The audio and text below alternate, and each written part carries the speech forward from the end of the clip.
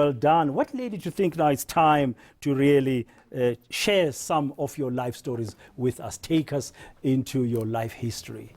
Well, it was just really a build-up of the good local teams that I had here, like Bushbucks, Amazulu, Santos. The sides had all won things for me locally, and then of course there was the African Cup of Nations, and of course what's happening in France. That might be what's going to happen. I heard you said you backed England. Yes, I did, until last night. Yeah, and I just think that France are going to go on to win it. I hope I haven't put the kiss of death into them. Okay, my colleague Juveka believes Croatia are going to take it. In your book, reading it, I mean, I'm still busy with it. I've started reading it.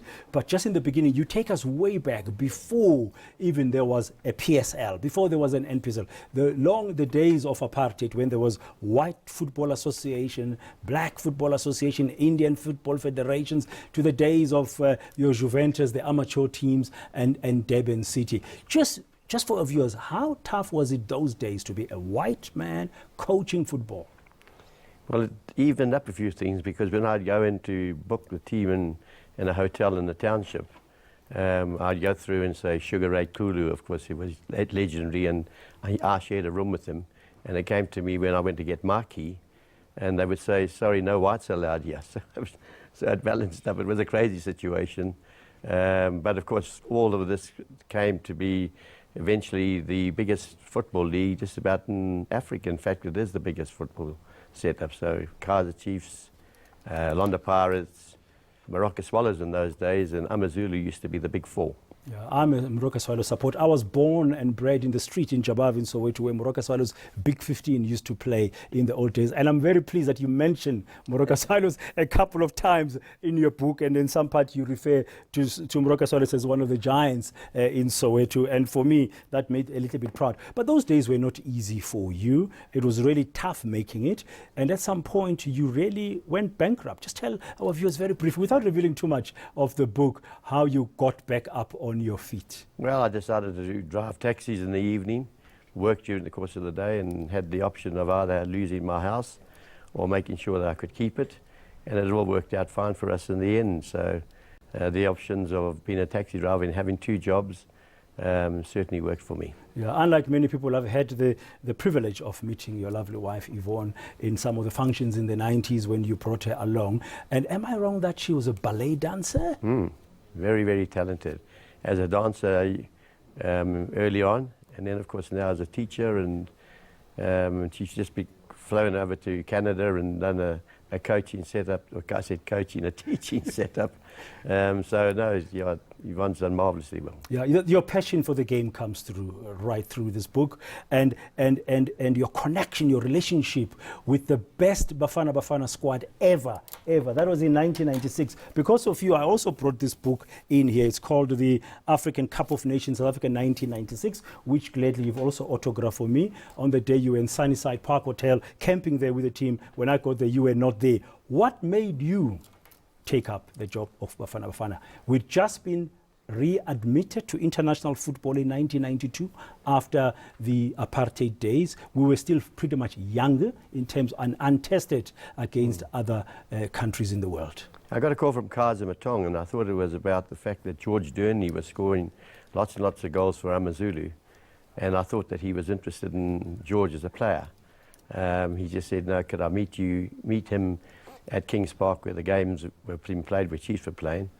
And I just got there, and he said to me that Safa would be interested in me taking over the job. I was not quite sure whether it was going to be the right decision or not, but I decided to see Stix Marewa, flew up to Joburg at the airport, did the deal there, and went back to Durban and waited for the call, and of course I got it. But it was tough to start with, Dan, because you know they call us the 4x4s. Yes, after the 4-0 defeats against countries like Zimbabwe and Nigeria at the time. Yeah, I think the big thing there, what we were able to do was to buy a bit of time. And the consistency in selecting the team and building it. And even today, if I walk down West Street, all the Gogos and everybody will all come and do the flying run. And it's amazing, that team has never been put to bed, because it's been a wonderful, wonderful side. Doctor and Shoes, and of course Neil Tovey and Lucas Radebi, Philemon Masinga, and they've all got little stories in there of exactly what happened. Yeah, I watched every single game in 1996 live, although I was on radio, early morning radio those days on 702 with John Robbie, and the best game for us was the semi-final against Ghana. Well, they were referred to as the Brazil of Africa. And of course, that night was incredible performance. I would think that we would have beaten any team in the world.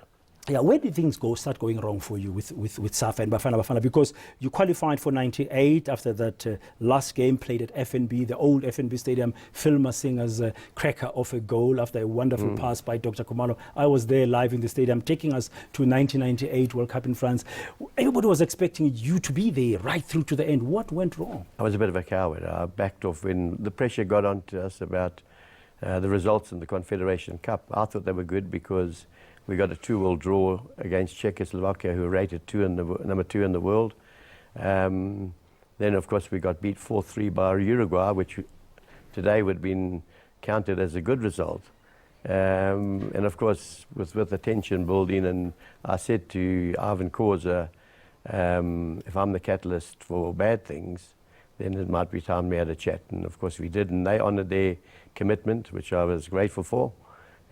But of course, in retrospect, and when I talk now, I should have held in there and I should have taken them to France. Yeah, because one of the comments by Mark Fish in part of the book is saying that Clive should not have left us, he should have stayed, he should not have resigned, should have stuck to his gun. There's a lot of commentary in this book by people like Lucas Radebe, who then became a captain after Neil Tovey, and there are also comments by people like Glenn Binkin, who was a manager at the time, and they all share the same thing, the special bond.